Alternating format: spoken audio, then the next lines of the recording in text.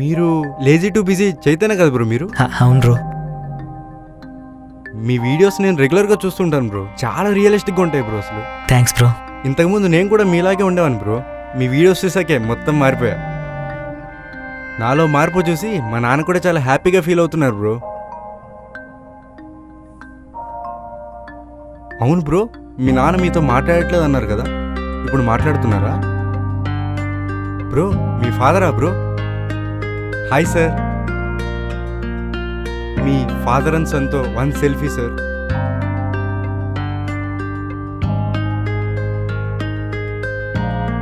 Bro మీరు కొద్దిగా క్లోజ్గా ఉండండి బ్రో. సార్ మీరు కూడా ఇంకొంచెం దగ్గరికి రండి బ్రో.